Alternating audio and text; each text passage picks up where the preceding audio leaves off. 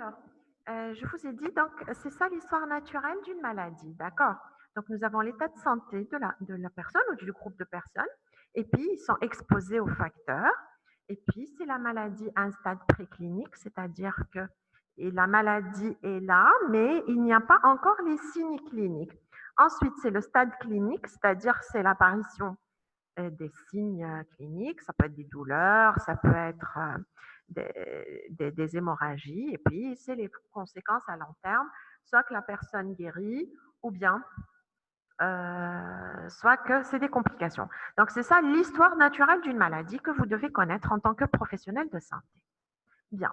Ensuite, on passe à la transition épidémiologique proprement dite. Comme je vous ai expliqué en début du cours, c'est le passage d'un profil sanitaire à un autre profil. C'est-à-dire, le profil sanitaire, ce sont les éléments qui vont indiquer l'état de santé d'une population. Par exemple, nous avons des cas de tuberculose, des cas de asthme, de cancer, etc. Ça, c'est le profil sanitaire d'une population. Et puis, ça dépend, il va dépendre des moyens qu'on va utiliser pour traiter ces personnes. Donc, quand on a les moyens, on va traiter correctement les gens, mais malheureusement, quand on n'a pas de moyens, l'état de santé de ces gens va se dégrader. D'accord? Donc, c'est ça le profil sanitaire, c'est l'état de santé d'une population. Et comme je vous disais tout à l'heure, depuis plusieurs années, il y a des changements socio-économiques et il y a des interventions, comme par exemple les vaccinations, qui ont changé le profil épidémiologique des maladies. Donc, on est passé des maladies infectieuses épidémiques. Avant, il y avait la tuberculose, il y avait le paludisme, il y avait des épidémies de fièvre typhoïde, de choléra, la rougeole.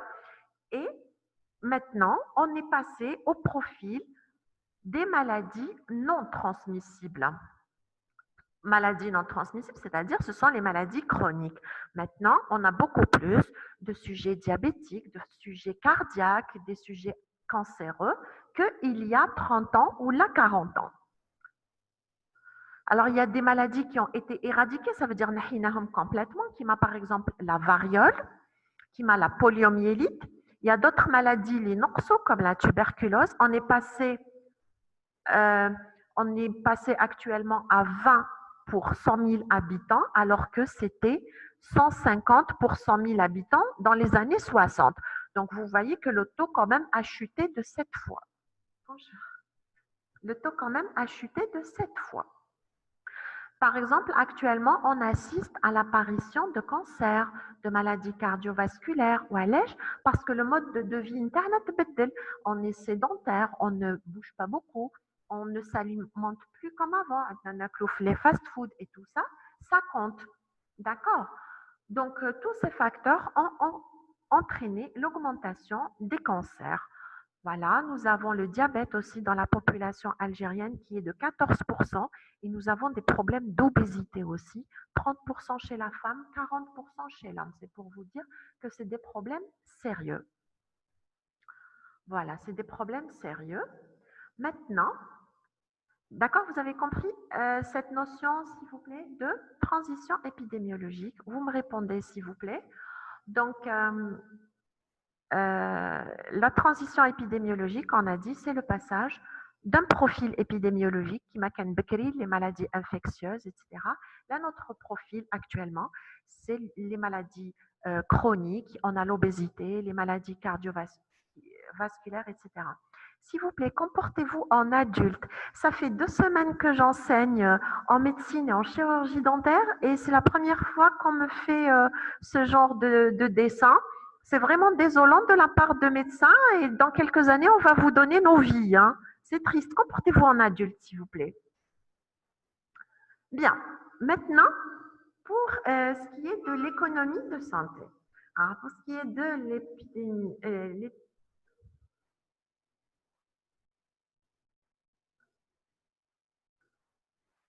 l'économie de santé, donc je vais vous donner quelques notions d'économie de santé. Bon, on sait ce que c'est que l'économie. Hein, c'est une spécialité qui va étudier la production, l'échange, la consommation de biens et de services. D'accord, ça c'est l'économie. Donc, l'économie, elle va étudier l'activité qui vise à adapter les ressources aux besoins. Donc, on a des besoins et on a des ressources et on va essayer de les adapter.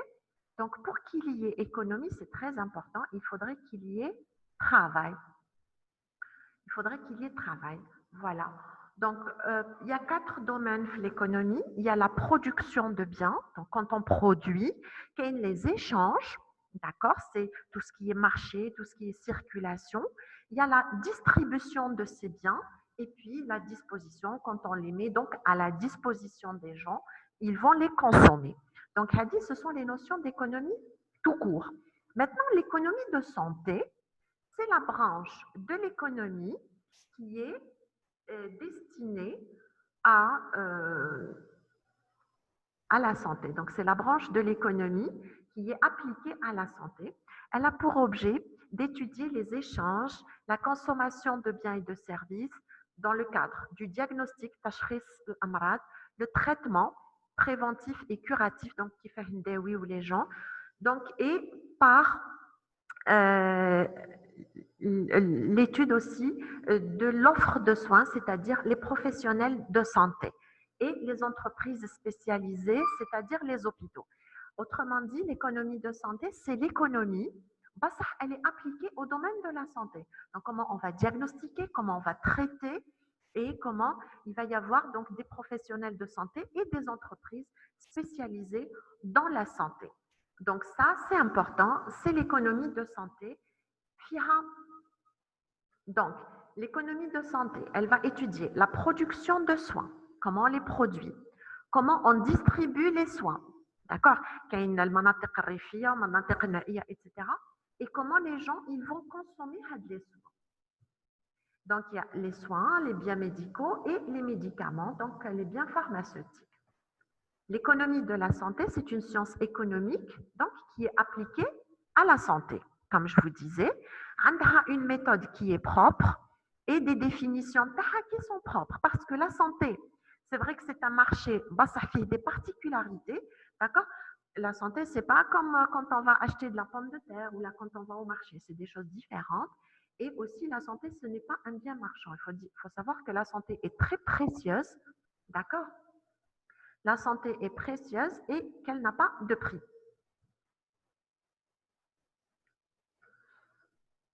Donc, voilà, ça c'est une notion qui est importante en économie de santé.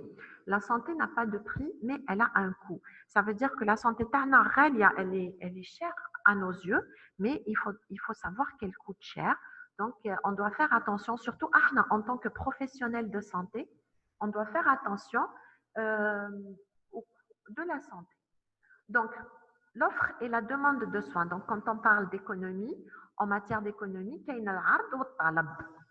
en matière donc d'économie de santé, on va voir ce que est l'offre et la demande de soins. Donc, l'offre de soins, l'art, il est représenté par les professionnels de la santé. Huma, ce sont les éléments humains de l'offre de soins. Huma, qui offrent les soins. Maintenant, s'il vous plaît, vous pouvez effacer. Merci de bien vouloir effacer. Je vais comme l'écran. Alors, la demande de soins, talab, donc c'est la santé des individus. La demande de soins, c'est la santé des individus. C'est un élément qui est compliqué, qui va dépendre de l'âge des personnes. D'accord. Plus les sujets plus le talab en matière de santé augmente.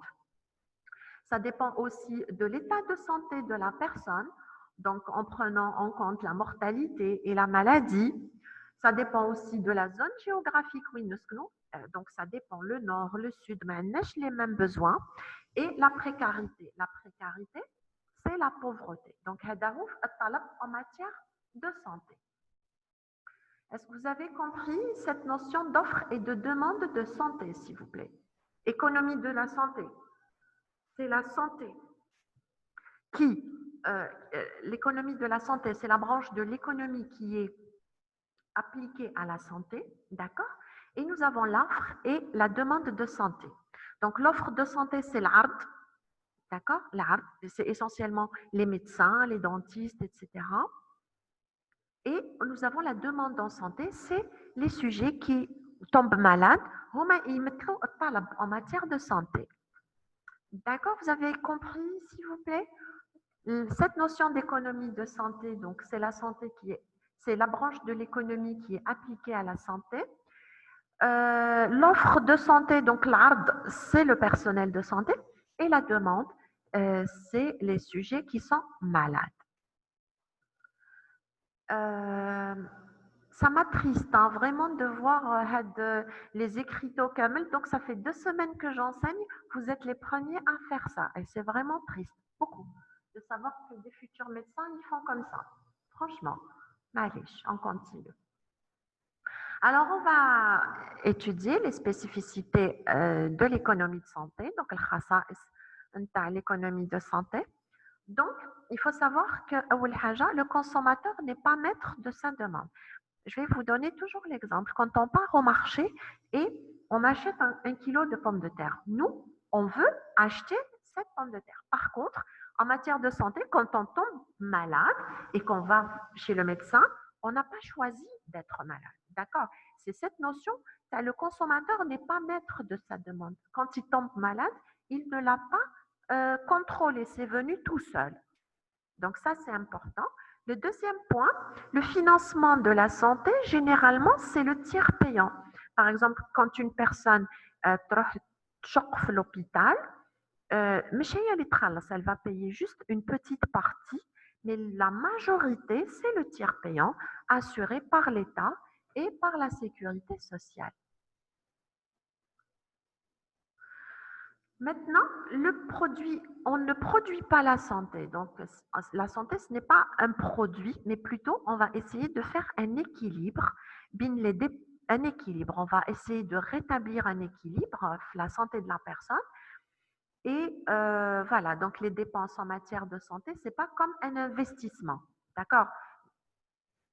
Donc, c'est ça les quelques particularités dans l'économie de santé. Le consommateur n'est pas maître de sa consommation. Il y a le tiers payant qui va payer pour le consommateur et puis on va essayer de rétablir un équilibre.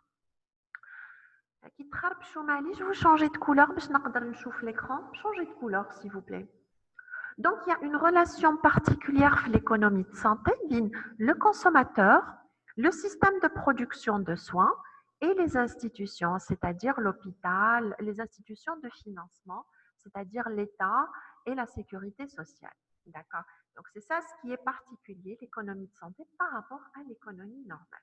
Je répète, l'économie de santé, c'est la branche de l'économie qui est appliquée à la santé. L'offre de soins, c'est l'ARD. L'économie fait l'ARD ou talab. Donc, l'ARD, ce sont les médecins. Talab, donc, c'est les malades. Et donc, il y a un équilibre entre tout ça. Voilà. Ça, c'est pour les notions d'économie de la santé. Elle a des particularités. On a dit que le consommateur n'est pas maître de sa consommation.